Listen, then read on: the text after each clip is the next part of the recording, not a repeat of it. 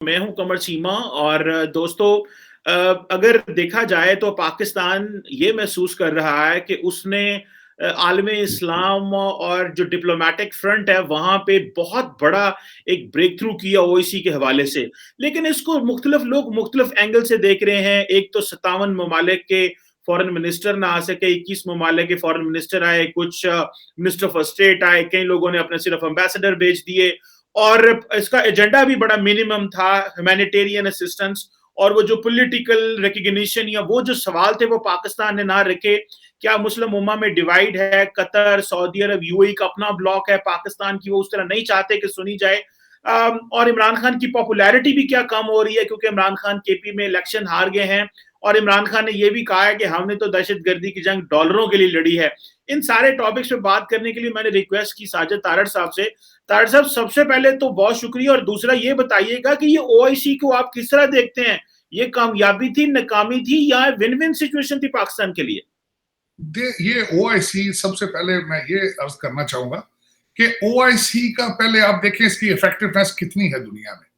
इस वक्त अगर देखा जाए तो पाकिस्तान मुसलमानों का सबसे पुराना इशू जो है वो फलस्तीन का है। उसके लिए इनका क्या इनपुट है, क्या इनका अभी तक कोई रिजल्ट। दूसरा इशू अगर साउथ एशिया रिलेटेड देखा जाए तो आपके साउथ एशिया में बर्मा के ऊपर इनका क्या स्टैंड है। रोहिंग्या मुसलमानों पे कोई नहीं है, वीगर मुसलमानों पे कोई नहीं है, कश्मीर के बारे में कोई नहीं है। आज अफगानिस्तान के बारे में कौन सी सक्सेस इन्होंने कर लेनी थी और उसका रिजल्ट आपने देख लिया है, सारी दुनिया ने देख लिया। एक फंड कायम किया गया है और जाती दफा हमारे इब्राहिम ताहा साहब कह गए हैं कि हम उसकी अफगानिस्तान की किस तरह मदद कर सकते हैं जब उनके ऊपर पाबंदियां इतनी ज्यादा है। तो ये सोचना चाहिए था कुरैशी साहब को कि अगर उनकी पाबंदियों के दौरान मदद ही नहीं की जा सकती तो इतने लोगों को बुला के पाकिस्तान की वीक इकॉनमी के ऊपर एक और बोझ डालने की क्या जरूरत थी। इतने लोगों को इन्होंने फैसिलिटेट करना, आपने इस्लामाबाद को बिल्कुल मफलूज करके रख दिया हफ्ते के लिए। तो उसमें कितना नुकसान हुआ है कौम का इन हालात में, जबकि कौम के अपने हालात इतने बुरे हैं। और दूसरा उसके बाद जिस तरह की आपने तकारीर की है, बजाय आपको सफारती तौर पे कुछ चीजें प्लस होती, रिलेशनशिप बेहतर होते, आपने अफगानिस्तान के साथ रिलेशनशिप अपने मजीद खराब कर लिया आपने।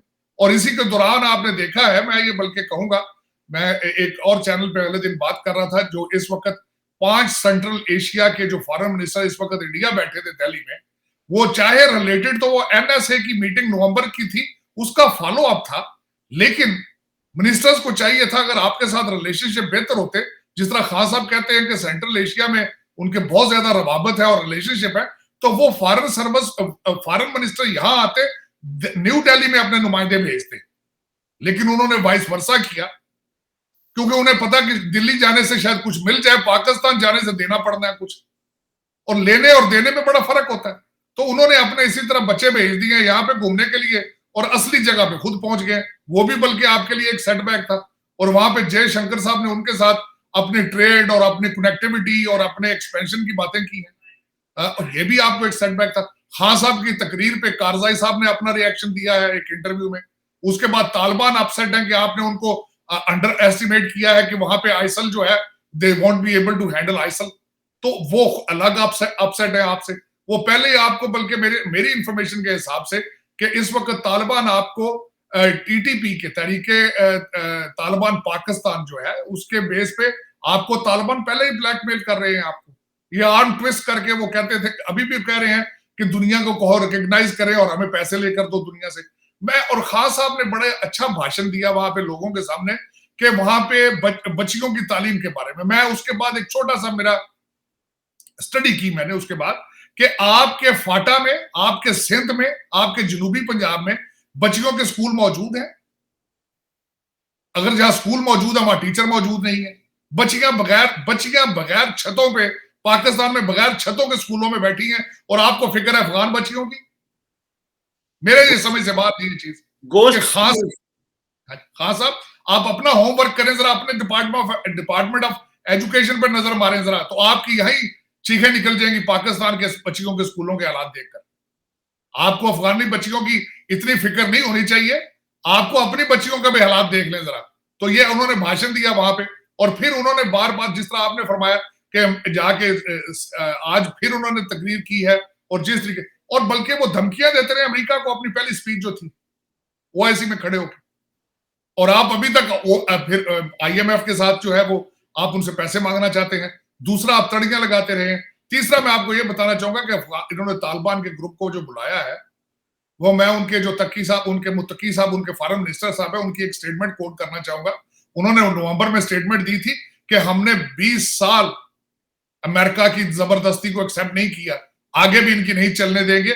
और उन्होंने इंक्लूसिव गवर्नमेंट का जवाब ये दिया था मुत्तकी साहब ने कि हम अगर बाइडेन को कहें कि डोनाल्ड ट्रंप को अपनी कैबिनेट में ले लो तो वो ले लेंगे। ये वो लोग जवाब दे रहे हैं जो उनसे पैसे लेना चाहते हैं। अगर आपका ये एटीट्यूड है, ये बिहेवियर है, और फिर आज आके उन्होंने कहा है इसमें, मैं एक आपके जर्नलिस्ट की बात सुन रहा था कि उसने चलते चलते मुल्तकी साहब से पूछा कि बच्चियों की तालीम के क्या हालात हैं। आज उनकी टोन ये थी कि हमारे पास खवातीन टीचर्स को पैसे, तनख्वाहें देने के लिए पैसे मौजूद नहीं है। लेकिन दो मुश्तरक चीजें जो पाकिस्तान और अफगानिस्तान की सबसे ज्यादा मुश्तरक है, एक करप्शन है और दूसरी आपकी है कि ट्रस्ट फैक्टर कोई नहीं है। दुनिया अब दोनों पे एतबार नहीं करती। यूरोपियन यूनियन और अमेरिका इस वक्त, आपको पता होना चाहिए, यूनाइटेड नेशंस वीकली बेसिस पे पैसे दे रही है मार्च 2022 तक अफगानिस्तान। लेकिन इस वक्त दुनिया कहती है हमें कुछ करके दिखाओ पहले नंबर पे, और दूसरा वो उनको हाथ में पैसे नहीं देना चाहते। वो कहते हैं हम डायरेक्ट जाके, हमारी एजेंसियां डायरेक्ट लोगों को पहुंचाएगी चीजें, क्योंकि ट्रस्ट फैक्टर है।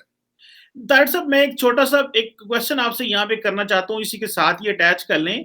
देखिए, कतर अपनी एक इंडिपेंडेंट फॉरेन पॉलिसी रखता है और वो कतरी फॉरेन मिनिस्टर नहीं आए, यूएई फॉरेन मिनिस्टर नहीं आए, और पाकिस्तान जो है वो अपनी रखता है। तो ये बेसिकली तो अरब ममालिक चाहते हैं कि पाकिस्तान की जो से है वो अफगानिस्तान में क्यों हो। तो ये तो हमारा ही जिन्हों पंजाबी कहते हैं ना मक्कू ठप्पन लगे ने अफगानिस्तान दे विच, और हमें कह रहे हैं कि जनाब हम आपके साथ हैं। तो बेसिकली कतरी और अमाराती ने ना आके तो हमें तो बेसिकली शट अप कॉल दी है, और हम कह रहे हैं बड़ी अच्छी जो है वो कॉन्फ्रेंस है, क्योंकि हमारे तो अपने सबके इंटरेस्ट लैदा, और हर मुल्क जो है वो समेत सऊदी अरब अपनी इनपुट देना चाह रहा है अफगानिस्तान में, अपनी मर्जी का सेटअप चाहता है। इस पे क्या कहेंगे? इस पे दो चीजें कहूंगा। एक तो आपको पता है ये ओआईसी है, इसमें पाकिस्तान की उन्होंने नहीं सुनी। पाकिस्तान ने तो कश्मीर की बात करने की कोशिश की थी, तो उन्होंने आगे शटअप कॉल दी थी। ये इनिशिएट इस मीटिंग को सऊदी अरेबिया ने किया था। और दूसरा जो आपने कतर वाली बात कही वो बिल्कुल ठीक कही है। मैंने आपके इस सेगमेंट में एक दो दफा मैं कह चुका हूं कि अफगानिस्तान आपके हाथ से निकल के कतरी हाथ में जा चुका है।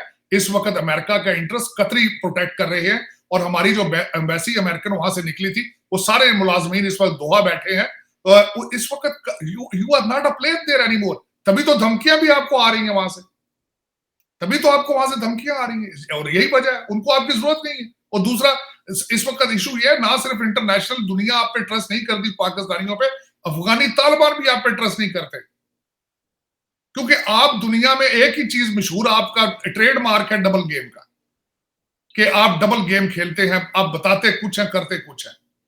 देखे ना खान साहब आए, अब देखे खान साहब के 3 साल देख लें, कंटेनर पे चढ़े हैं इन्होंने, और वो क्या था, वो भट्ट साहब थे, डीजे भट्ट जो था, उसने गाने लगा लगा तसल्ली कर दी थी। आज किधर आप रियासत मदीना और हजरत उमर की मिसालें हैं। देखे 3 साल में आपके पीटीआई के कारकुन बेचारे कंफ्यूज है, नर्वस है, वो नहीं ट्रस्ट करते आप पे कि आप क्या कर रहे हैं। तो अगर ये हालात हो तो मेरा वो दुनिया किस तरह आप पे एतबार करेगी। और फिर जाहिर है वो पठान भी नहीं एतबार करते, वो भी कहते हैं हमें पैसे दिखाओ हमारा मूड बने, क्योंकि उनके भी हालात, वो उनका भी, मेरा एक क्वेश्चन मार्क है आपके देखने वालों के लिए। चीमा साहब 73 साल पाकिस्तान में इतना पैसा बाहर से गया जिसकी हद कोई नहीं। वो पहला पैसा किधर गया? बिल्कुल इसी तरह अफगानिस्तान में पैसा गया। पहले रशिया पैसा पंप करता रहा, फिर अमेरिका पैसा पंप करता रहा। वो पैसा किधर गया? स्कूल बनाए इन्होंने, सड़कें बनाई इन्होंने, हॉस्पिटल बनाए, क्या बनाया वहां? कोई प्रैक्टिकल दीवार दिखा दे मुझे, कोई प्रैक्टिकल फैक्ट्रियां दिखा दे। तो अगर 73 साल का पाकिस्तान में पैसा आके नहीं रुक सका, तो आगे आप लेके पैसा क्या करेंगे बाहर से? बिल्कुल उसी तरह अफगानिस्तान में हर वॉरलॉर्ड जो है, एक तो उनमें एक मुश्तरका चीज है कि सारे हाजी नमाजी हैं, सारे वॉरलॉर्ड, सारे इस वक्त पोस्ट कास्ट कर रहे हैं। इस वक्त उनका बिल्कुल उनका दैट इज द उनका प्लान बी जो है वो सिर्फ इस वक्त अपना वो बना रहे ओपिएड, आपकी पोस्ट कास्ट हो रही है, और एक नई ड्रग है मैथ है, उसकी फैक्ट्रियां लग रही है। बिल्कुल 350 किलोग्राम डेली बेस पे मैथ प्रोड्यूस कर रहे हैं वो। और वो सारे देखिए, अगर ये चीजें बाहर से पैसा जाता रहा है, 75% आपका बजट बाहर से पैसा, लेकिन वो पैसा क्या किधर? रशियन एम्बेसी के एक सफारतकार की ये रिपोर्ट थी कि गनी साहब $69 मिलियन लेके भागे वहां से कैश। ये रशियन एम्बेसी में से किसी डिप्लोमेट ने ये बात निकाली थी। मैं कहता हूं सच हो झूठ हो, कारजाई साहब का तो मुझे पता है, क्योंकि मैं खास कर एक ऐसे, मैंने बताया था आपको, ऐसे शहर में बैठा हूं क्योंकि दोनों लोग यहां से गए थे बाल्टीमोर से। कारजाई साहब का यहाँ रेस्टोरेंट था जिसका नाम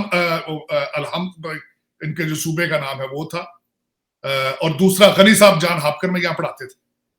तो जो पढ़ाता प्रोफेसर गया उसकी कितनी प्रॉपर्टियां होनी है ये रेस्टोरेंट वालों की, लेकिन अब वो मेरा मतलब बिलियनर है।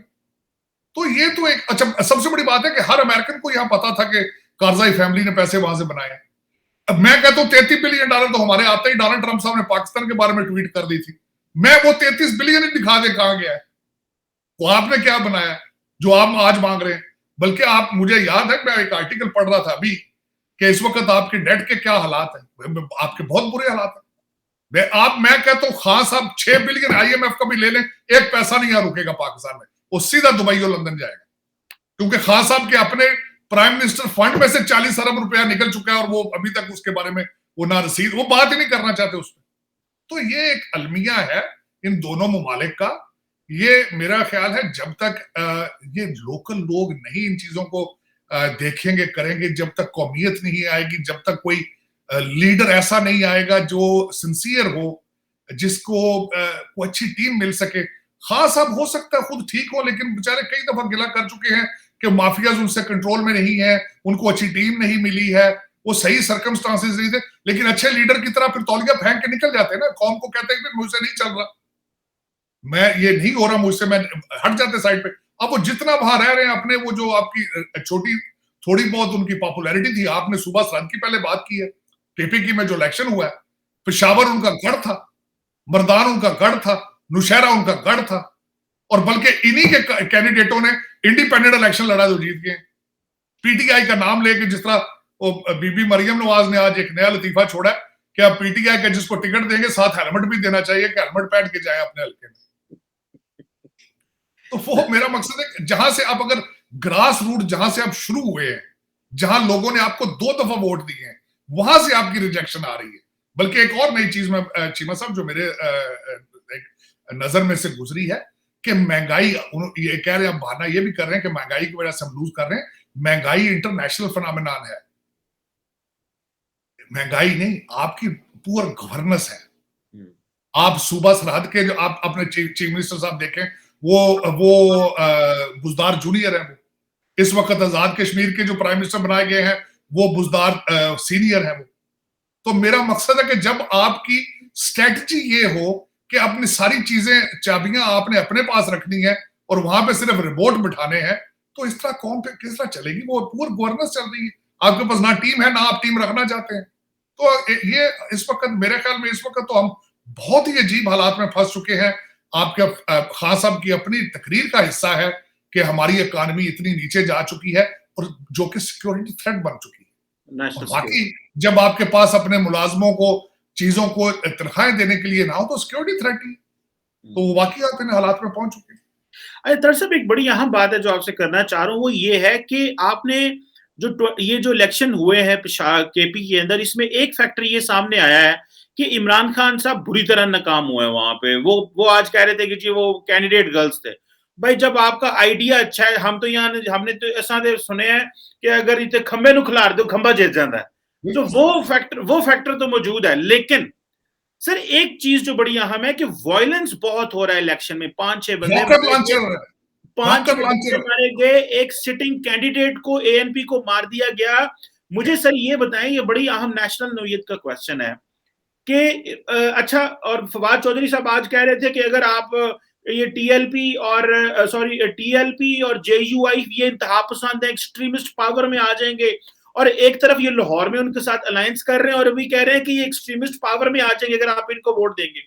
मुझे ये बताएं सर कि अगला जो इलेक्शन हो रहा है, क्या उसमें आपको वायलेंस नजर आ रहा है? अगर फौज ने इलेक्शन ना करवाए, अगर इलेक्शन कमीशन ने फौज को ना बुलाया, तो जो सिचुएशन है इस पुलिस के साथ, तो आप इलेक्शन नहीं करवा सकते। ये तो बंदे मारने वाला प्रोग्राम है, लोग तो घरों से नहीं निकलेंगे। लोगों का तो सर लगता नहीं है कि लोगों का जमहूरियत से एतमाद उठ जाएगा। इसके बारे में क्या कहते हैं जो वायलेंस एंड इलेक्शन हारे हैं? 3 चीजें मेरी नजर से गुजरी। एक आपने खुद बता दिया कि वहां पे एक कैंडिडेट कत्ल हुए, उनको वो मार दिया गया। दूसरा, मेरे इंफॉर्मेशन के हिसाब से सिक्योरिटी का अमला भी अगवा कर लिया गया। तीसरी चीज ये थी, जो मेरी इंफॉर्मेशन के हिसाब से रॉकेट लॉन्चर का इस्तेमाल हुआ है। और उसके बाद हालात ये है, एक मैं ये यहां पे ऐड करना चाहूंगा कि ये वायलेंस इलेक्शन पे करके कुछ लोग इससे फायदा भी उठाना चाहते हैं, जो अपने वोटर को एनर्जाइज करके पोलिंग पे नहीं ला सकते, वो इस तरह की वायलेंस करके दूसरी पार्टी के वोटर्स को भी डराते हैं ताकि वो भी ना आए, और जो मर्जी के 5-6 हजार वोट डाल के अपने कैंडिडेट को वो अंदर ही बैठ के तैयारों में इधर उधर करके तो वो अपना इलेक्शन को मैनिपुलेट किया जाए। ये उनको सर्व करता है। ये कर कुछ ये मंसूबे के तहत ही हो रहा है, लेकिन उसमें बात ये है ना कि ये इलेक्शन, लेकिन इलेक्शन तो आपका मजाक बन चुका है।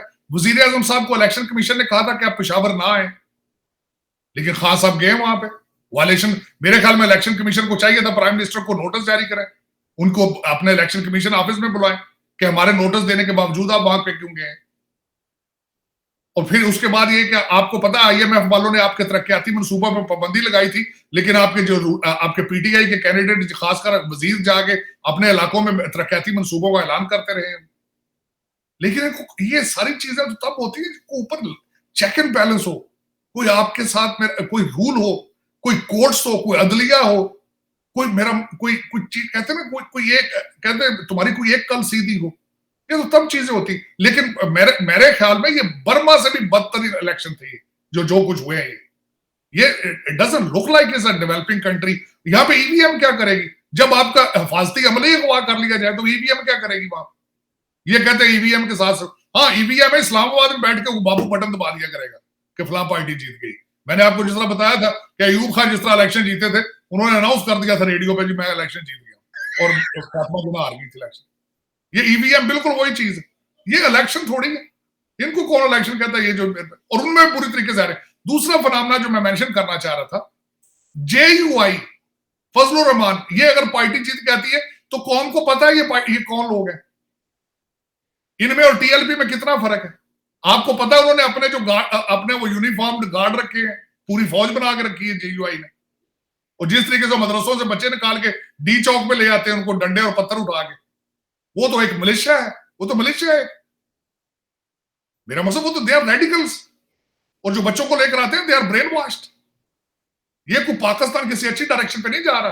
वो टीएलपी और ये दोनों सगे बहन भाई हैं। ये आपका फ्यूचर आगे मुस्तकबिल में, आप मुझे ये बताएं अंडर गिवन सर्कमस्टांसेस को फॉरेन इन्वेस्टर जाएगा वहां, कौन जाएगा वहां। जहां जमीयत उलमाए इस्लाम जिस तरह फजलुर रहमान साहब खड़े हो आपके सूबे, पूरे सूबे के, और आगे प्राइम मिनिस्टरशिप के कैंडिडेट हो, और आप टीएलपी चौथे नंबर पर आई है साहिवाल इलेक्शन में।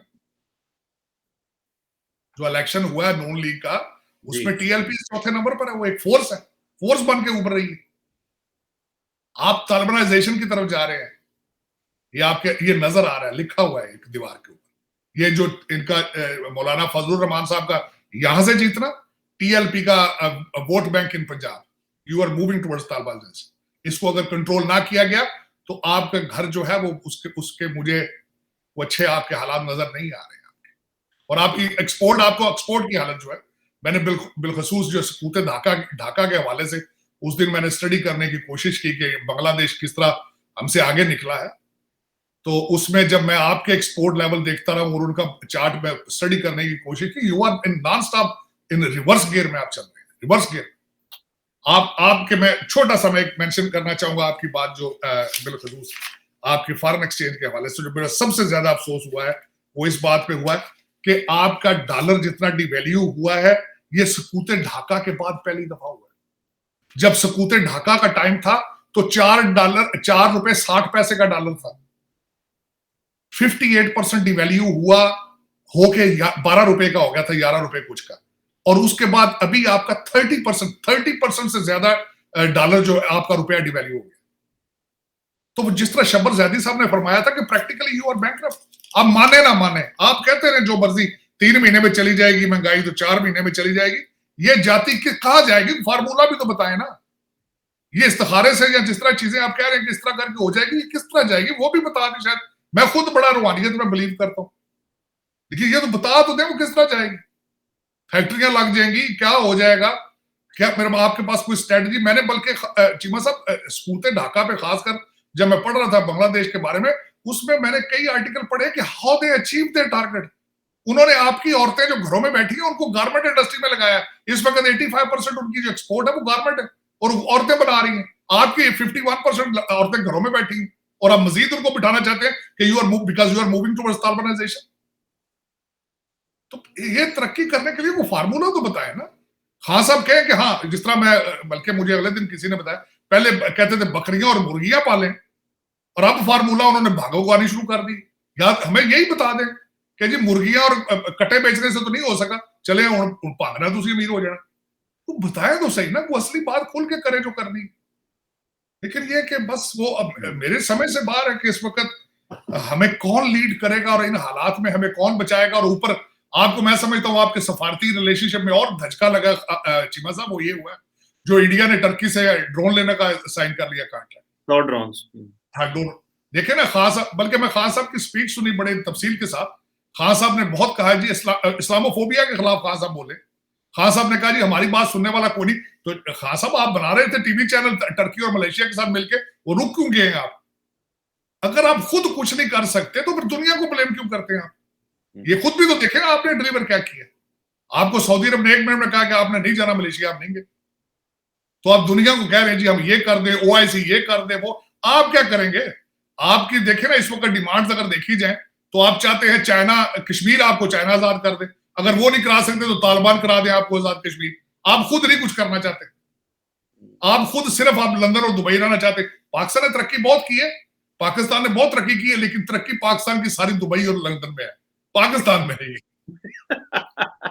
बिल्कुल सही है। और ये अगर तारक साहब एक बहुत बड़ी डेवलपमेंट होगी और ट्रांजिशन होगी कि अगर मेन स्ट्रीम पॉलिटिकल पार्टीज की जगह इस्लामिस्ट पार्टीज आ जाएं, तो ये बहुत बड़ा धचका है पाकिस्तान को कि ये जमातें डिलीवर नहीं कर सकी तो लोग वापस मौलवियों के पास चले जाएंगे। ये मैं ट्रांजिशन देख रहा हूँ। एनी को एक मिनट जी, एक लास्ट पॉइंट में थोड़ा मैं लास्ट पॉइंट भूल गया, मैं पीटीआई के बारे में बताना चाह रहा था जी। आपके देखने वालों को ये बात बताना चाह रहा था कि सबसे पहले पीटीआई चाहती नहीं थी कि इलेक्शन कराया जाए सुबह रात में। आपको पता है कोर्ट में गए जी, कोर्ट से आपको पता है ये इलेक्शन कराना चाहते थे गैर जमाती बुनियादों पे। आपको पता है कि वहां पे मौलवी सिराजुल हक जाके कोर्ट में उन्होंने कोर्ट से फैसला लिया इलेक्शन के बारे में और जमाती बुनियादों पे इलेक्शन। ये इनकी जमहूरी वैल्यूज। अंदाजा लगाएं, कौम को पता होना चाहिए कि what is the mindset of PTI. ये किसी ने ये बात बाहर नहीं निकाली, मैं भूल गया था ये पॉइंट। हाँ, ऐसे कह रहे, ऐसी बात है। और इन्होंने तो सुप्रीम कोर्ट जाकर रुकवाने की कोशिश की थी, बकायदा रुकवाने की कोशिश की थी और गैर जमाती बुनियादों पे इलेक्शन करवाना चाह रहे थे। हाँ, ऐसे। और इन हालात में इलेक्शन फिर किस बुरे तरीके से आ रहे हैं। हालांकि इसको रोकना चाहते, इनको अपनी शिकस्त फाश नजर आ रही थी, इनको पता था, ये इनको एजेंसियों ने बता दिया था कि आप इलेक्शन हार जाएंगे, इनको पता था सर। लेकिन इनको देखना चाहिए ना, बार बार जो कहते हैं हमने ये कर दिया, वो कर दिया, वो कर देंगे, ये कर देंगे, और जूती 4 वजीर रखे ना, जूते शूते मार के घर चले जाते हैं। कोई फंडामेंटल नहीं, कोई कुछ नहीं, कोई मॉरल्स नहीं। आज बल्कि मुझे कोई बता रहा था, कोई बंदा बड़ा सीनियर रैंक का बंदा था, वो मुझे बता रहा था, वो कह रहा था यार ये क्या आपने फजूल एमएनए टीवी पे भेज देते हैं, अपने फेडरल मिनिस्टर को भेजा करें।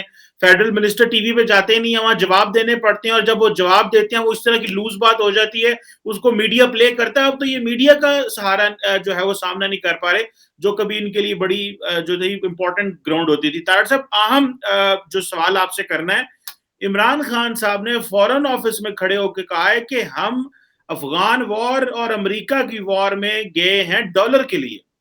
तारक साहब, एक तबका पाकिस्तान में ये कहता है कि ठीक है, ये इसमें पाकिस्तान को अमेरिका ने एड दी, कितना 33 अरब 40 अरब 50 अरब दे दिया होगा, कितना आया होगा, लेकिन हमारा जो 100-150 अरब डॉलर का नुकसान हुआ, 80,000 की जानें हुई, तो बजाय ये अल्फाज कहने के, इससे इंसल्ट होती है उन लोगों की जिन्होंने मुल्क के लिए जाने दी, क्योंकि हमें तो ये बताया गया था कि ये जंग दहशतगर्दी के खिलाफ है। सो प्रिंसिपली हम उन लोगों के खिलाफ लड़ रहे थे जिन्होंने मुल्क के खिलाफ बंदूक पकड़ी थी और मुल्क के कॉन्स्टिट्यूशन को चैलेंज किया था। तो ये जब बात करते हैं डॉलर के लिए ली, ये इनके पॉलिटिकल पॉइंट स्कोरिंग तो इनकी होगी कि इमरान खान देखो कहता है अमेरिका की जंग को, कहता है कि जी ये डॉलरों के लिए जंग थी, लेकिन इसका मुल्क के इमेज को नुकसान नहीं पहुंचता। आप इसको कैसे देखते हैं? देखिए, ये खान साहब ने जो बात की है, वॉशिंगटन डीसी भी यही समझता है कि यू आर फॉर हायर, वो भी ये समझता कि आपने जो कुछ किया है, अमेरिका भी यही समझता था कि हमने उसके पैसे दिए, रिटर्न दिया। अच्छा, मैं अब दूसरी यहाँ पे बात करना चाहता हूँ कि यहाँ से जो डॉलर जाके आप कह रहे हैं हाँ, इतना नुकसान पाकिस्तान ने किया है, वो जो पाकिस्तान का नुकसान हुआ है वो रुपयों में हुआ है। डॉलर आप चाहते हैं सिर्फ इसलिए क्योंकि जल्दी आप अमेरिका और लंदन ले जाते हैं। अब मैं जिस तरह उसकी मिसाल लेता हूँ कि हम यहाँ से जो रेमिटेंस देते हैं पाकिस्तान, जो हम यहाँ लंदन से यहाँ से जो पैसा भेज रहे हैं, वो पाकिस्तान थोड़ी रुकता है। वो तो इनके बच्चों की ट्यूशन फीसें और प्रॉपर्टियों पे लग जाता है, वो फौरन रिबाउंड होकर वापस आ जाता है। जो यहां से डॉलर जाता है, जो आपने अमेरिका से लिया, वो पाकिस्तान नहीं पहुंचता, वो रास्ते से वापस आ जाता है।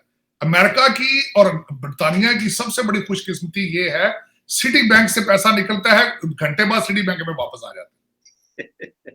आपका अट्रैक्शन, आप यकीन कर लें, आपके जो इस वक्त रूलिंग एलीट है, उसकी अट्रैक्शन सिर्फ ये है यहां से डॉलर लेना, पाउंड, क्योंकि वो आसानी से वापस आ जाते हैं। वहां पे जो आप रुपयों में नुकसान जो हो, वो तो पाकिस्तान का नुकसान है ना, रूलिंग एलीट का थोड़ी नुकसान हुआ, वो तो पाकिस्तान का नुकसान हुआ है। तो जितना मर्जी होता रहे। आप मुझे ये बताएं कि जिस बंदे ने, वो मैं अगले दिन बात कर रहा था, ग्वादर पे जो धरना दे के बैठे हैं, सबसे पहले तो आपकी गवर्नमेंट ने इस वक्त कह दिया कि वो इंडिया करा रहा है। ग्वादर में जो जिस चीज को जान छुड़ानी हो, कह दो सीआईए ने करा दिया या इंडिया ने करा दिया। अच्छा, उनके मुतालबात देखें कि उन्होंने चाइनीज ट्रेलर्स जो है उनको फिशिंग का जो लाइसेंस दे दिए, वो को पाकिस्तानी फैसला कर सकता है अपने लोगों के उनके पेट के ऊपर टांग मारना? पाकिस्तानी मछेरे बेचारे लकड़ी की कश्तियों में जाते हैं, जिनका रोजगार ही ये है, और आपने वर्सेस चाइनीज ट्रेलर जो बड़े बड़े शिपिंग कंपनियां, उनको लाइसेंस दे दिया कि आगे पाकिस्तान के यहां से मछलियां उठा के तो चाइना ले जाए, ऊपर वहां बेचो जाए। ये कोई पाकिस्तानी फैसला कर सकता है? लेकिन किया किसी ने। इसी तरह चीमा साहब, आपके हर फैसले के पीछे यही नजर आता है, हर फैसले के पीछे कोई फ्रॉड, कोई धोखा, कोई रंगबाजी। तो ये चीजें, जिस तरह मैं बात कर रहा था कि आपका ये जो नैरेटिव इन्होंने, खान साहब ने कहा है, ये जाहिर किसी ने इनको बताया है, इन्होंने सुना होगा, और वेस्टर्न सिविलाइजेशन में यही इमेज है पाकिस्तान का। ये कहना तो ज्यादती है। 80,000 लोग, मैं समझता हूं, मेरे लिए तो ये भी एक सवालिया निशान था। 80,000 लोग हम कहते हैं शहीद हुए, ठीक है, मारने वाला भी कलमा गो है, मरने वाले भी कलमा गो थे। आप किस तरह डिफरेंस करते हैं जी, शहीद कौन है? मेरे लिए तो ये भी एक कंफ्यूजन था।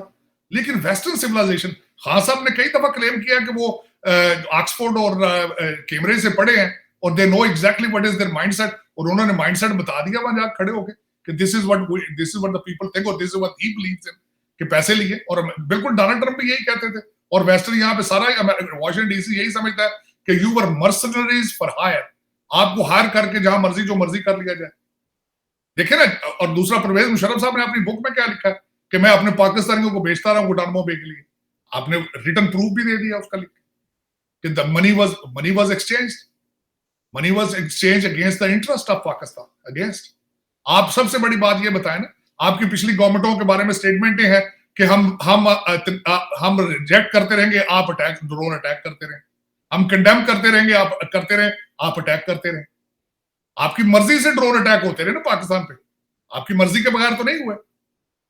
आपने एयर बेसिस दी, अपनी मर्जी से दी, शमसी एयर बेस, यहां से सारा लॉजिस्टिक आपके पाकिस्तान से होके जाता था, आपने बड़े पैसे उसमें से बनाए आपने, इसमें कोई शक नहीं। या तो ये डिनाई करें ना इन चीजों। खान साहब ने, मैं समझता हूं, सच कह दिया, हो सकता है मुंह तो थड़क के निकल गया उन्होंने, लेकिन this is fact, is reality. कड़वा सच है। लेकिन ये कि अगर देखा जाए तो वो आपको या तो अपना इमेज चेंज करें। मैं समझता हूं कि मैं आई वाज शॉक्ड कि जिन दिनों में हालात है, मैं इसमें पाकिस्तानी फौज को अप्रिशिएट जरूर करूंगा कि उन्होंने दहशतगर्दी के खिलाफ सीरियस हो गए। बल्कि मैं एक दफा राहील शरीफ साहब को वाशिंगटन डीसी में मिलने गया था, और मेरी मिलने की सबसे बड़ी वजह यह थी टू अप्रिशिएट कि रद्दुल फसाद उन्होंने करके तो पाकिस्तान को बचाया, इसमें कोई शक नहीं। Pakistan was very bad shape, was very close to be over with. लेकिन जिस तरह उन्होंने किया था उस वक्त, जो उन्होंने जाने ज़ाया दे के, क्योंकि आपको पता ही हर शहर में, हर गली में बम फटा आपके, लेकिन उन्होंने बड़ी हिम्मत करके बचाया। लेकिन उनको चाहिए आगे भी कुछ सीरियस लें इन चीजों को, जो इस वक्त पाकिस्तान में हो रहा है, जिस डायरेक्शन में हम जा रहे हैं। वो मेरा मकसद है कि वो एक अजीब सा है, एक जो इमेज बना, मैं समझता हूँ वन पेज का सबसे बड़ा नुकसान हमारे पाकिस्तान के इंस्टीट्यूशन, मिलिट्री एस्टेब्लिशमेंट को सबसे ज्यादा नुकसान हुआ है। इस वक्त भी खान साहब ने सारा कुछ उन पर डाल देना है कि जी ये सारा मैं तो जा रहा मैं तो करने कोई नस्ल देंदे, मैं तो बहुत ही शरीफ आदमी है। उन्होंने साथ जुल्फी बुखारी और जिस तरह उनको 2-4 प्रॉपर्टी डीलर उनके साथ और हैं, वो जो उन्होंने कहना नहीं जी उप्स ये 1 पेज वाले कर गए। तो ये तो फिर देखिए ये रियलिटी इज रियलिटी। पाकिस्तान में अब देखें जो डिसीजन मेकर है उनको चाहिए कि पाकिस्तान के बारे में अच्छे फैसले करें। वो मेरा ख्याल है इमरान खान साहब का वो इसलिए बोल रहे हैं कि हमारे लीडर डॉलर लेते रहे क्योंकि उनको पता है ना बाइडन की कॉल होनी है ना डॉलर होने ने पॉलिसी बदल गई। जरा खोल के बोलो अमेरिका ने क्योंकि कॉल तो आनी कोई नहीं, तो जरा क्या क्या है तो स्टंट मार जाए पूरा एक दफा। पहले डेफिनेटली ना, और कई मजाक कर चुके हैं कि कौन सा पहला मजाक है उनका, तो आदत उनको बन गई है। बल्कि मैंने बताया जो उन्होंने वहां पे स्पीच दी ओआईसी के सामने, वो बिल्कुल इस तरह था कि वो अमेरिका बैशिंग कर रहे थे। उनके हालात नहीं देखते कि वो जितने बिलियंस डॉलर्स वो बेचारे सारी गुडविल खत्म कर दी, अमेरिका के कपड़े उतर गए सारे अफगानिस्तान में, सारी दुनिया में जलील हो रहे हैं, सारी दुनिया। उनके एलाइज देखे तो सही ना, the sole super power on the planet. CIA का हेड जाके पाव में पड़ा रहा कि एक्सटेंड कर दे डेट, उन्होंने कहा no this is not a deadline, this red line. आप ये देखें कि अमेरिकन जिस तरीके से आखिरी जो सब आपको तो पता नहीं है, यहाँ पे जो आखिरी जो 11 मरे थे मरीन जो जिनकी डेड बॉडियां आई थी 19 साल के थे, जिन उनकी माएं चीखी यहाँ पे जब उनकी डेड बॉडियां आई। आज भी वो सबसे बड़ी बात है इस वक्त बाइडन साहब की जो अप्रूवल रेट है, उनका जो पोल है वो सबसे नीचे, उसकी एक वजह अफगानिस्तान। और खान साहब कहते हैं कि ये, और उसमें अभी तक वो तालिबान उनकी मर्जी जो कहते हैं वो करने के लिए थे। आप ये सोचें कि आप खुद उनके साथ कितना चल रहे हैं, आप खुद क्या कर रहे हैं कि इंटरनेशनल कम्युनिटी, आप कन्विंस करें ना इंटरनेशनल कम्युनिटी को कि हम देखें जी आप जिस तरह कर रहे हैं वो are complying with it. America से चलो आपकी नहीं बनती, यूरोपियन यूनियन के साथ चल रहे हैं, आप किसी और के साथ चल रहे हैं। रशिया चाइना भी तो यही चाहता है, वो आप इंक्लूसिव गवर्नमेंट हो और वहां पापी कास्ट ना करें, आप कास्ट ना करें। लेकिन आप अगर इंटरनेशनल कम्युनिटी को के लिए कुछ नहीं कर रहे थे, लेकिन ये कहते हैं कि डॉलरों की बारिश हो जाए, तो इस तरह सारा कुछ तो आपकी मर्जी से नहीं होता। You have to comply, you have to tell them we are different people. मैं समझता हूं बल्कि जयशंकर की अगले दिन स्टेटमेंट थी इंडिया से कि Taliban have to perform to get something. इनको दिखाना होगा दुनिया को कि हम क्या है, we are not the same Taliban. ऐसे एनीहाउ सर, ये एक अनएंडिंग स्टोरी है और ये नहीं खत्म होगी, लेकिन thank you very much sir तार साहब for your analysis and for giving us an understanding कि how do you see this developing stories. बहुत शुक्रिया सर।